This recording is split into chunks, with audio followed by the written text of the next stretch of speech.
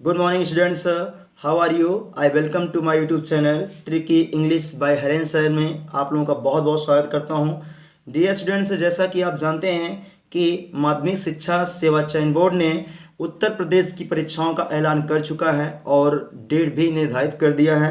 24 मार्च से परीक्षाएं होनी हैं जो आयोजित की जाएंगी आपके सम्मुख। तो ऐसी स्थिति में आपके सामने बहुत कम समय बचा हुआ है, तो आप रणनीति के अनुसार पढ़ाई करेंगे मेरे भाई, तभी अच्छा नंबर आपको मिलेगा। और रणनीति के तहत आप अनसॉल्व में यही सजेशन दूंगा कि आप सभी विषय का अनसॉल्व ले लें और उससे अकॉर्डिंग आप सवाल हो या इंग्लिश हो, कोई भी सब्जेक्ट हो, any subject, you must revise that so that you can get more and more marks. ज़्यादा से ज़्यादा आप अच्छा नंबर प्राप्त करने के लिए अनसॉल्व को दोहराइए। समय बहुत कम बचा हुआ है, परीक्षा पर मोहर लग चुकी है, परीक्षा हर हाल में होनी है, सरकार चाहे जिसकी बने। अब ये मत गफलत में रहिएगा कि परीक्षा टलेगी। तो चलते हैं डियर स्टूडेंट्स, आज हम हाई स्कूल का अनसॉल्व पेपर लेते हैं। इंग्लिश का पहला चैप्टर, पहला अनसॉल्व आपको मैं सॉल्व करा कर दिखाऊंगा। तो देखिए यहाँ पर पहले लिखा गया है मॉडल पेपर नंबर 1 है, फॉर प्रैक्टिस लिखा गया है। तो जैसा कि मैं आपको एक ट्रिक बता चुका हूं कि आपका पेपर जो होगा वह 4 सेक्शन में बटा होगा। Your question paper will be divided into 4 sections.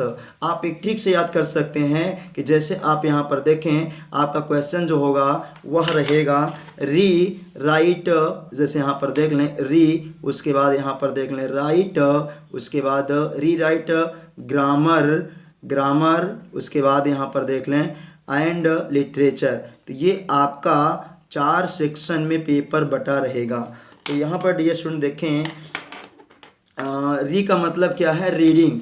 री का मतलब क्या है? रीडिंग से है। इसका मतलब होता है पहले प्रीवियस ईयर में अनसीन पैसेज आया करता था, लेकिन जब से एनसीईआरटी चेंज हो चुका है वही अनसीन पैसेज को हमारे रीडिंग सेक्शन में डाल दिया है। रीडिंग सेक्शन में डाल दिया है जो कि आपका यहाँ पर देख लें टोटल 10 नंबर का ये रखा गया है। उसके बाद राइट का मतलब है राइटिंग। इसके अंतर्गत आपको पढ़ना क्या है? इसके अंतर्गत आपको लेटर पढ़ना है प्लस आपको ऐसे पढ़ना है। 2 टॉपिक इसके अंतर्गत पढ़ना है। उसके बाद ग्रामर में आपको बहुत सारी चीज़ पढ़ना है। लिटरेचर में आपकी बुक्स हैं, जो आपके बुक्स प्रेस्क्राइब्ड है उससे क्वेश्चन आंसर आएगा। सब जगह वहाँ पर देखिए प्रोज है, पोइट्री है, सप्लीमेंट्री है, तो वहाँ से क्वेश्चन उठाएंगे। तो मैं आज एक सेट पूरा सॉल्व करूँगा, तो प्लीज़ वीडियो स्किप मत करिएगा, प्लीज़ पूरा वीडियो देखिएगा। और हमारे चैनल पर अगर आप नए हैं तो मेरे भाई मैं रिक्वेस्ट करता हूं कि चैनल को सब्सक्राइब कर लें, ताकि आप मात्र 10-15 दिन के अंदर बहुत सारा नॉलेज आप इकट्ठा कर सकते हैं। मैं इंग्लिश का आज फर्स्ट मॉडल पेपर सॉल्व करने चल रहा हूं, आप वीडियो को पूरा देखिएगा। चलिए स्टार्ट करते हैं। सेक्शन ए से स्टार्ट करते हैं। तो इसमें लिखा है read the following passage carefully and answer given below. मतलब नीचे दिए गए पैसेज मीन्स गद्यांश को सावधानी पूर्वक पढ़िएगा और उसके नीचे दिए हुए प्रश्नों का उत्तर दीजिए। तो आप देख लीजिएगा क्या है। बुद्धा पाए that all men are unhappy. Buddha ने यह पाया कि सभी व्यक्ति दुखी हैं, रिच आर पुअर, चाहे धनी हो अथवा गरीब हो। वेल्थ ब्रिंग्स कंफर्ट, संपत्ति जो है आराम तो लाती है। फिर आगे है, और उसके बाद फ्लीटिंग फैंसी ऑफ जॉय, मतलब फ्लीटिंग माने उड़ती हुई खुशबू, मतलब जॉय उड़ती हुई हंसी को लाती है, बट नो रियल हैप्पीनेस, लेकिन वास्तविक खुशी नहीं ला पाती है। कौन? धन को वास्तविक खुशी नहीं ला पाती है। While he was in this mood, जब वे इस विचार में थे, ही केम अक्रॉस मीन्स होता है अचानक मिल जाना। वन ऑफ द सेंट्स, उन सन्यासियों में से किसी एक ऐसे सन्यासी से मिल जाते हैं। हु मीन्स जो स्टिल परफॉर्म, जो अब भी मतलब प्रदर्शन कर रहा था। पिनेस में तपस्या, मतलब जो तपस्या कर रहा था। फार फ्रॉम द क्राउड, भीड़ से काफ़ी ज़्यादा दूर हटकर वह सन्यासी तपस्या कर रहा था। पैशनेट डिजायर, मोहित करने वाली इच्छा, सम्मोहित करने वाली इच्छा उनके अंदर। लाइक वाइज, उसके समान। टूक होल्ड ऑफ गौतमा। तो गौतम बुद्ध के चारों तरफ उसी के समान कार्य करने की पैशनेट मीन्स संभावना उनके अंदर प्रेरणा जाग गई, जैसा कि वह सन्यासी कर रहा था। लेकिन उसी ठीक दिन, जस्ट दिन लिखा ठीक उसी समय, द न्यूज वाज ब्रॉट, समाचार यह लाया जाता है, मतलब समाचार आया टू हिम उनके पास, that his first son was born, कि उनका प्रथम पुत्र जन्म ले लिया है। This is another tie to break. तो जब उन्होंने टाई टू ब्रेक का मतलब ये दूसरी व्याधा थी उनके जीवन में, दूसरी अड़चन उत्पन्न हो जा रही, टाई टू ब्रेक का मतलब है क्योंकि वो जंगल में जाने के लिए और तपस्या करने के लिए अपना विचार बना चुके थे।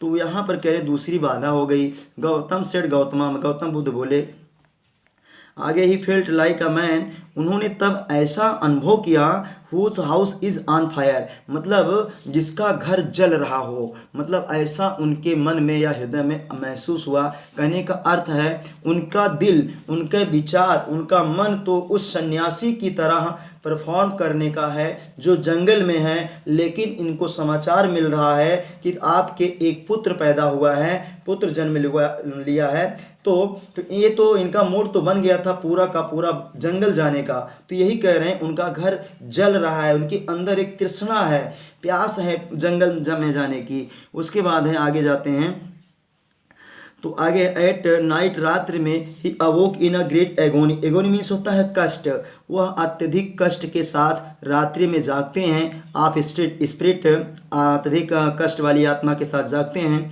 Went into the bright moon shine, और चमकीले चंद्रमा के प्रकाश मई रात्रि में वे दूर चले जाते हैं। माउंटेड माने बैठकर, हिज हॉर्स माने अपने घोड़े पर, एंड रोड यात्रा कर लेते हैं। बहुत दूर चले जाते हैं। Into the wood, would means होता है जंगल, जंगल में दूर बहुत चले जाते हैं। जब जंगल में जाते हैं तो he met a holy hermit, तो वहाँ पर जंगल में एक होली मीन्स पवित्र, हर्मिट सन्यासी मिलता है।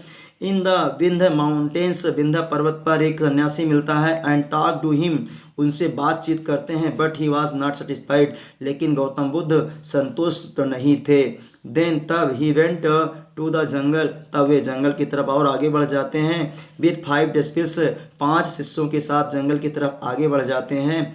And there he gave himself up to fasting and penance, और वहाँ पर जा करके वे स्वयं फास्टिंग माने व्रत रखते हैं और पिनेंस माने वही प्रायश्चित करते हैं। 5 दिन तक लगातार उन्होंने क्या किया है, ऐसा किया। But it brought him no sense of truth, लेकिन ऐसा करने पर उनके अंदर सेंस माने भाव, कोई भी भाव सत्यता का उनके अंदर नहीं आया। देन माने तब ही गेव अप, तब उन्होंने त्याग दिया, छोड़ दिया फास्टिंग माने व्रत रखना। And began to feed himself fully, और पुनः अपना भोजन करने लगे। और ही रियलाइज्ड, उन्होंने अनुभव किया, दैट मीन्स की ट्रूथ में भी रीच्ड, सत्यता आ सकती है, बेस्ट माने सबसे अच्छी तरीके से आ सकती है, by nourished brain in a healthy body, मतलब स्वस्थ शरीर में और स्वस्थ मस्तिष्क रहेगा तभी आपके अंदर, मतलब स्वस्थ मस्तिष्क का मतलब है विचार एकदम निश्चल रहेगा,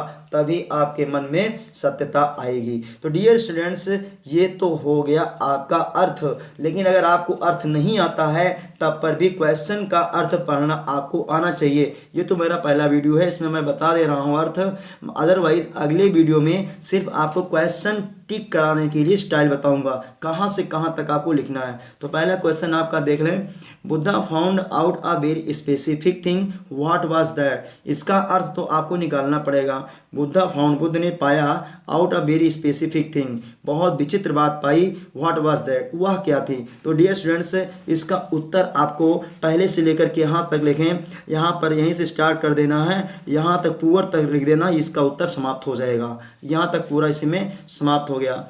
अगला है, why did Buddha go to jungle, Buddha जंगल क्यों गए, क्योंकि फास्टिंग। तो आप लिख देंगे, तो इसमें आप क्वेश्चन आंसर ऐसे लिख देंगे, लिखेंगे वैसे कि आंसर में लिखेंगे लॉर्ड, उसके बाद Buddha, lord Buddha went to forest, for उसके बाद फास्टिंग एंड पिनेंस, हो गया ये आपका आंसर, एंड पिनेंस। ऐसे लिख देंगे, चूंकि यहाँ पर लिखा था जंगल में गए थे तो यहाँ पर हो गया है। अगला क्वेश्चन देखें, फाइंड आउट अ वर्ड, पता लगाइए उस शब्द का इन द पैसेज, दिए हुए पैसेज में, विच मीन्स फॉरेस्ट, जिसका मतलब जंगल होता है, तो आपको उसका मतलब है वुड होता है। तो लेकिन आप क्वेश्चन लिखेंगे कैसे, तो लिखेंगे कैसे, तो आप देखेंगे तो डायरेक्ट आप उसी वुड को लगा देंगे। तो जैसे यहाँ पर आपको आंसर नंबर नेक्स्ट लिखना होगा, आप लेंगे सी पर चल रहे हैं हम, सी। तो सी क्वेश्चन को देखने के लिए आप देखेंगे तो सी पर लिखेंगे द वर्ड, वह शब्द, the word is would, would है, वुड, विच मीन्स जिसका मतलब, विच मीन्स इज फॉरेस्ट, जिसका मतलब जंगल होता है। ऐसा क्वेश्चन हो गया। डी वाला क्वेश्चन देखिए, कह रहा है कि फाइंड आउट क्वेश्चन कह रहा है a word in the passage which means pain, ऐसा शब्द पकड़िए पैसेज में जिसका मतलब होता है कष्ट। तो इसका मतलब यहाँ पर एगोनी दिया है, इसका मतलब कष्ट होता है। तो डी वाला उत्तर आप कैसे लिखेंगे, तो इसमें लिखेंगे फिर वही पूरा लिखेंगे द पूरा, द वर्ड विच डायरेक्ट कर सकते हैं, which, the word which means pen is, इसके बाद डैश कर देंगे इज एगोनी, ऐसे भी लिख सकते हैं। तो ये हो गया मेरा आपका सेक्शन ए पोर्शन हो चुका है। सेक्शन ए पोर्शन में सारे के सारे आपके 10 नंबर कंप्लीट हो चुके हैं। ऐसे क्वेश्चन आंसर लिख करके मैं बताऊंगा। आगे देखें हैं, अब सेक्शन बी में होता है क्या डियर स्टूडेंट्स, एक आपको लेटर लिखना पड़ेगा। तो हम अगली वीडियो में लेटर लिख के अलग से दे देंगे। इसमें लेटर और ऐसे वाला वीडियो अलग से मिल जाएगा। इसमें ग्रामर वाला पोर्शन करेंगे और अनसीन पैसेज वाला पोर्शन करेंगे, और अगले में क्वेश्चन आंसर और लेटर राइटिंग का पोर्शन दिया जाएगा। तो वीडियो देखते रहें। तो यहाँ तक हो चुका है मेरा सेक्शन ए समाप्त हो चुका है। अब चलते हैं हम लोग सेक्शन बी पर चलते हैं, सेक्शन सी पर चलते हैं। तो सेक्शन सी में क्या रहा है, ग्रामर पोर्शन है सेक्शन सी में। तो आपका सेक्शन सी चल रहा है ग्रामर पोर्शन। तो इसमें है क्या, एक्चुअली में देख लें सेक्शन सी में क्या चल रहा है, ग्रामर पोर्शन चल रहा है। तो सबसे पहले लिखा है, सबसे पहले क्या लिखा गया है, choose the correct option to answer the following question. तो पहले है बी मस्ट हेल्प, उसमें आ पूरा भरा क्या भरा जाएगा, तो इसमें डियर स्टूडेंट्स यहाँ पे दा भरा जाएगा। क्या भरा जाएगा, दा, क्योंकि यहाँ पर अगर आ भी भर सकते थे लेकिन यहाँ पर नाउन जुड़ा होता तब, लेकिन यहाँ पर दा भरा जाएगा क्योंकि एडजेक्टिव बन जा रहा है।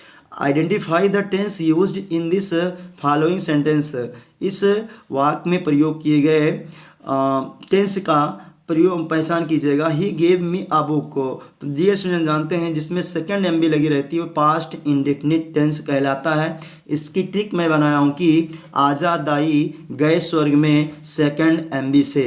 तो यहाँ पर देख लें तो इसका मतलब पास्ट इंडेफिनिट कहीं पर दिख रहा है, तो यहाँ पर दिख रहा है, ऑप्शन सी आपका सही है। तो लेकिन आप लिखेंगे स्टूडेंट्स कैसे, तो जैसे यहाँ पर लिखने का तरीका क्या होगा, तो लिखने का तरीका आपका ऐसा होना चाहिए, जैसे यहाँ पर सेक्शन डी डाल दिए तो आप लिखेंगे पूरा हेडिंग से, पहले लिखेंगे क्वेश्चन, क्वेश्चन, उसके बाद लिखेंगे आंसर, क्वेश्चन आंसर, उसके बाद नंबर। इतना लिखने के बाद और नंबर कितना है देख लें, सी का मतलब 4 का ए 2, तो जैसे 4 का 4 है, पॉइंट में ए लिख देंगे ब्रैकेट में। अब इसमें भरेंगे पूरा वाक्य लिख करके, लिखा गया है वी मस्ट, उसके बाद लिखा डॉट डॉट डॉट, उसके बाद help, sorry we must help, help, उसके बाद डॉट डॉट डॉट, उसके बाद पुअर लिखा गया है, पुअर। तो यहाँ पर ऐसे लिख करके ब्लैक पेन से या अन्य पेन से आपको यहाँ पर दा फिल कर देना है।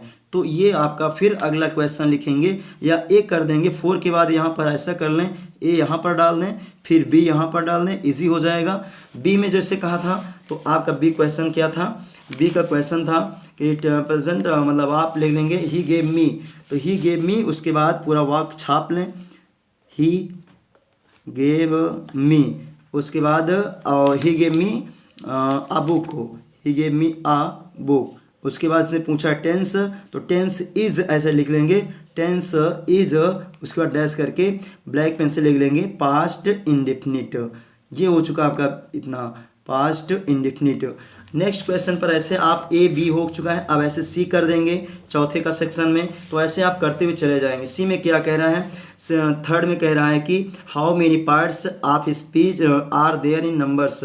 पार्ट्स ऑफ स्पीच की संख्या कितनी है, तो 8 है। तो इसका आंसर लिखेंगे the number of parts of speech, तो यहाँ पर लिखेंगे 8। अकेले अगर आप लिख दें तो उतना प्रभावी नहीं होगा, पूरा पूरा लिखेंगे पूरा आंसर तो ज़्यादा अच्छा रहेगा। The number of parts of speech, parts of speech is इसके बाद कितना रहेगा 8, यहाँ पर लिख दें ऐसा।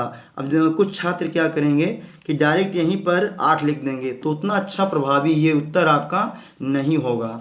अगला सेक्शन देखते हैं क्या है। आपका सी हो चुका है, अब करना क्या है डी, यहाँ पर डी लिख लीजिएगा ऐसे। Section C question answer number 4, यहाँ पर ए मत लिखिएगा, ए बी सी डी ऐसे करते हुए चले आइएगा। तो आगे चलें, देखते हैं अगला है find the correctly spelled word. तो इसमें चौथे में देखें डी में क्या है, रिसीव, ये मेरा करेक्टली है। तो इसका आंसर ऐसे लिखना है, तो यहाँ पर पूरा the correctly spelled word, the correctly spelled word, उसके बाद इज उसके बाद इज कौन सा है, इज, उसके बाद देख लें इज उसके बाद कौन सा है, रिसीव है, RECEIVE रिसीव। ये हो गया आपका, ये क्वेश्चन नंबर डी हो गया। अब डियर स्टूडेंट्स चलते हैं अगले क्वेश्चन पर चलते हैं, जिसका है मतलब डी ई पर क्या करना है, रीअरेंज करना है। तो द रोड ऑफ मतलब इसको रीअरेंज करना है। तो लिखा है पार्ट में बटा रहता है डियर स्टूडेंट्स, को शुद्ध करना होता है। तो इसका सबसे अच्छा फार्मूला क्या होता है कि आप एक रूल फॉलो करें। जैसे सबसे पहले आप क्या लगाया करें कि सब्जेक्ट लगाया करें। क्या, पहले सब्जेक्ट प्लस HB हो तो HB लगाएं, अगर MB हो तो MB लगाएं, उसके बाद फिर ऑब्जेक्ट में क्या, किसको, उसके बाद फिर किसको, उसके बाद किससे, उसके बाद आप लगाएं, उसके बाद अदर में 4 वर्ड, कहाँ, कब, क्यों, कैसे, कहाँ, कब, क्यों, उसके बाद कैसे। तो ये हो चुका है आपका ये अदर की बात। तो डियर स्टूडेंट इसी पर रखना है क्वेश्चन को। देख लें क्वेश्चन क्या कह रहा है। क्वेश्चन हमारा आपका ये कह रहा है, देखें द रूल्स, इसमें आपको स्पष्ट दिखाई दे रहा है, the road of obey be rule the must.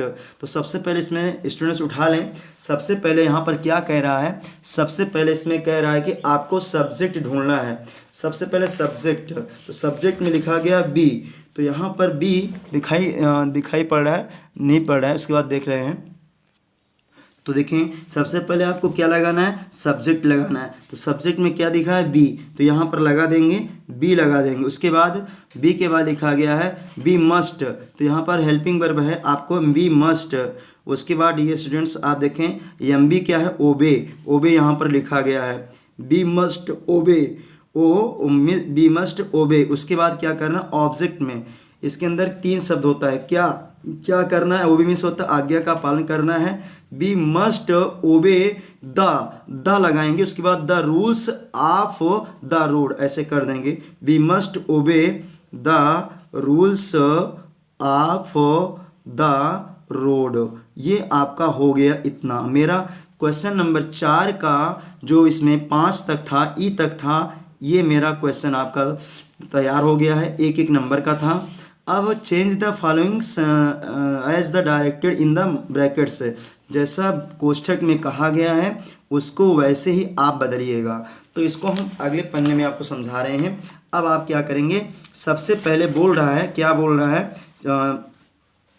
आप क्या करेंगे, क्वेश्चन आंसर आप वहाँ से डाल लेंगे, क्वेश्चन आंसर नंबर 5।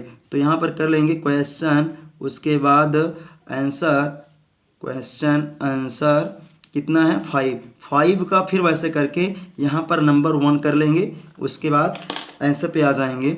आप ब्लैक पेन से करिएगा, मैं रेड पेन से कर रहा हूँ इसको। My friend said to me love is blind change into in that space. तो डियर स्टूडेंट देखना है, ये हमारा क्या है, ये हमारा है यूनिवर्सल ट्रूथ है, आर्यस से भाव मेरा सत्य प्रकट हो रहा है, सार्वभौमिक सत्य, तो इसका टेंस नहीं चेंज होता है और ये आर भी चेंज हो जाएगा। इसका डायरेक्ट आप लिख देंगे। यहाँ पर अगर आप दोनों उतार करके लिखें तो और अच्छी बात होगी कि मतलब डायरेक्ट स्पीच उतार देंगे और इनडायरेक्ट उतारेंगे तो और अच्छा होगा। अगर आपके पास समय कम रहता है तो इतना ही लिख करके डायरेक्ट आप बोल देंगे माई फ्रेंड, माई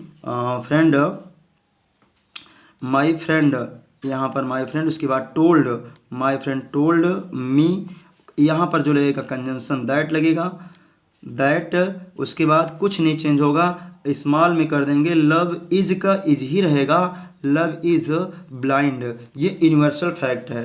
तो ये नेक्स्ट पॉइंट पर अगला देखें, दूसरे पॉइंट पर क्या कह रहा है, दूसरे पर कह रहा है कि Rajan teacher us science change into passive voice, इसको पैसिव में बदलना है तो इसको करेंगे ऑब्जेक्ट डियर स्टूडेंट पहले लिखा जाता है, तो यहाँ पर हो जाएगा साइंस, साइंस इज, उसके बाद टाट, साइंस इज टाट टू अस बाई किसके द्वारा, राजन।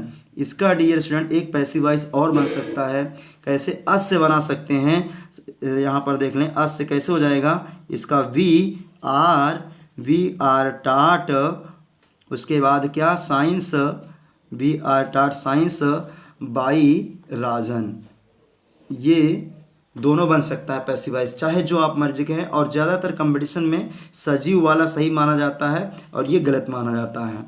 तो नेक्स्ट क्वेश्चन पर हम चल रहे हैं माय डियर स्टूडेंट्स, देखिएगा थर्ड नंबर पर, the teacher said to Mohan look at the board, sir I shall be careful, उसके बाद इन फ्यूचर रिप्लाइड ही, तो इसको क्या करना है, पंचुएट द सेंटेंस, मतलब इसको ग्रामर के अनुसार कहाँ कॉमा रहेगा, कहाँ विराम रहेगा, कहाँ सा कैपिटल लेटर रहेगा, तो इसको आप अगर नरेशन पढ़े हैं तो उसी के अकॉर्डिंग पर रखना रहता है।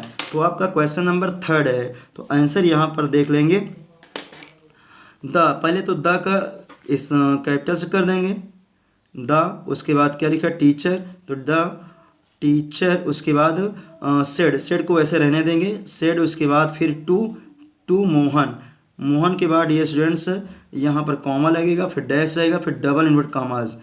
तो क्या कह रहा है, लुक एट द, तो पहला अक्षर कैपिटल में, इस कॉमा को अगर आपको नहीं बनता तो 66 बना लीजिएगा, 66 अंकों में बना लीजिएगा। उसके बाद कह रहा है लुक एट द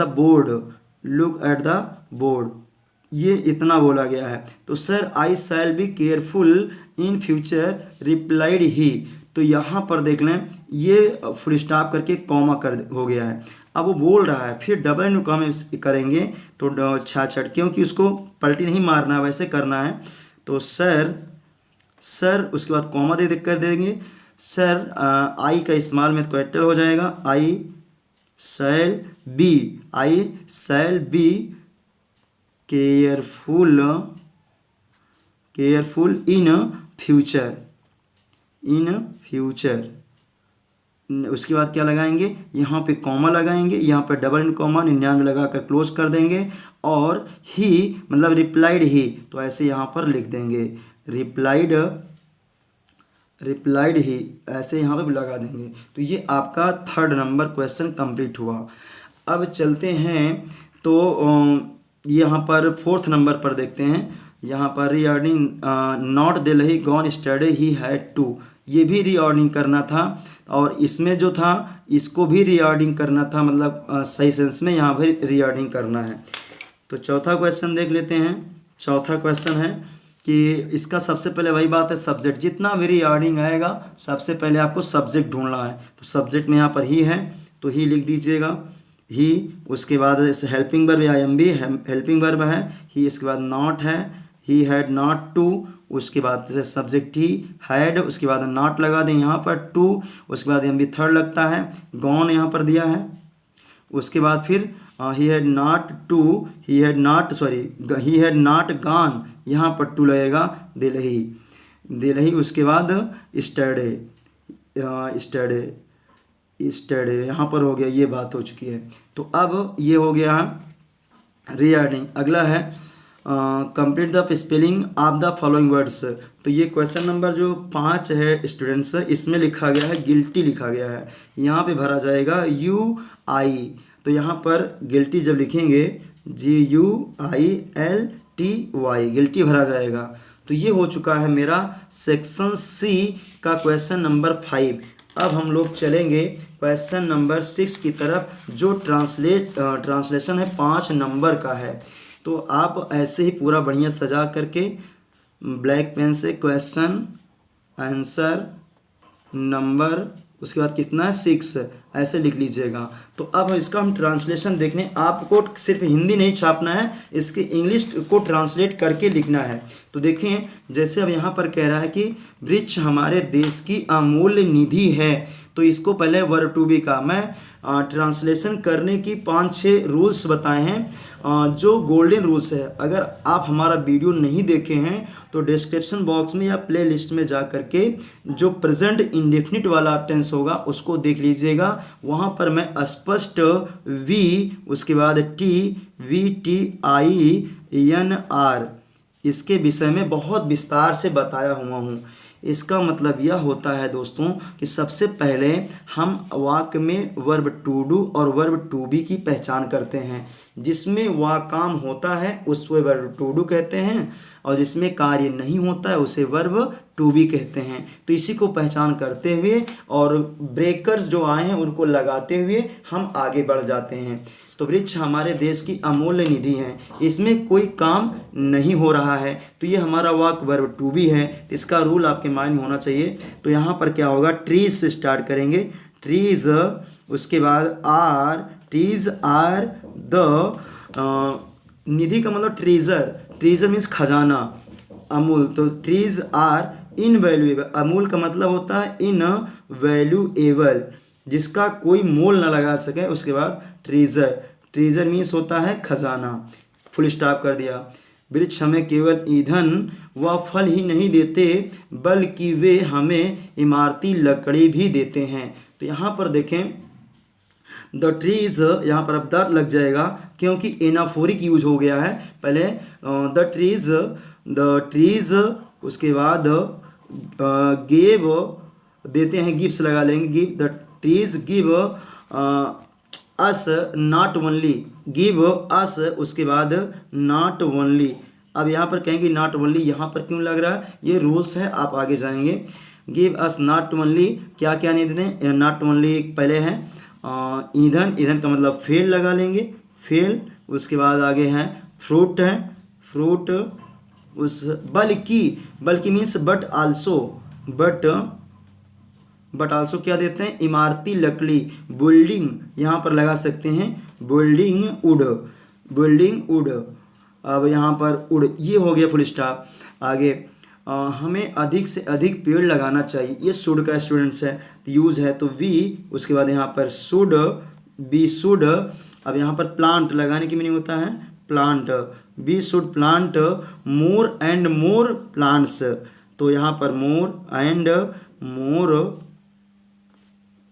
प्लांट्स। तो डियर स्टूडेंट, यहाँ पर एक बार पौधे के सेंस में लिया गया है, एक बार वर्ब के रूप में लिया गया है। आप घबराइएगा मत, फुल स्टॉप कर दीजिएगा। अनावश्यक रूप से पेड़ों को नहीं काटना चाहिए, तो यहाँ पर भी वी शुड है, या दोनों तरह से बना सकते हैं, we should not cut down, we should not cut down the trees, cut down the trees मतलब विदाउट एनी पर्पस, अगर कोई उद्देश्य ना हो तो हमें नहीं काटना चाहिए। तो डियर स्टूडेंट्स, ये हो गया आपका ट्रांसलेशन। तो यहाँ पर हो गया आपका 5 नंबर, और देखें नहीं तो ये पूरा हो चुका है। तो सेक्शन सी आपका कंप्लीट है। इसके बाद डी में है लिटरेचर है, इसको मैं अगली वीडियो में कवर करूँगा। तो यहाँ तक सेक्शन सी आप देख लेते हैं एक बार पुनः। ये क्वेश्चन नंबर 5 था, पूरा दिखा दिए हैं। क्वेश्चन नंबर 6 आपका ये हो चुका है, आप स्क्रीनशॉट ले सकते हैं। इसके पहले आपका ये था, पूरा डिटेल से बताया गया था। क्वेश्चन आंसर लिखा, अनसीन पैसेज, सेक्शन ए पूरा किया गया। उसके बाद सेक्शन सी पूरा किया गया, क्वेश्चन नंबर 4 पूरा किया गया। तो ऐसे ही वीडियो आप अगले वीडियो में सेक्शन मतलब मॉडल पेपर नंबर 2 लेकर के आएंगे। तब तक यूट्यूब चैनल पर मेरे साथ ऐसे बने रहिए और अपने दोस्तों के साथ शेयर करिए, जिससे वो भी अपना पूरा लाभ उठा सकें। क्योंकि ड्यूरेशन आप लोग जान ही रहे हैं, समय बहुत कम है। और अगर आपको कोई एक्स्ट्रा वीडियो चाहिए तो आप कमेंट करके बताएं, मैं उस पर वीडियो बना दूंगा। आपने यहाँ तक वीडियो देखा उसके लिए बहुत बहुत धन्यवाद। जय हिंद, वंदे मातरम।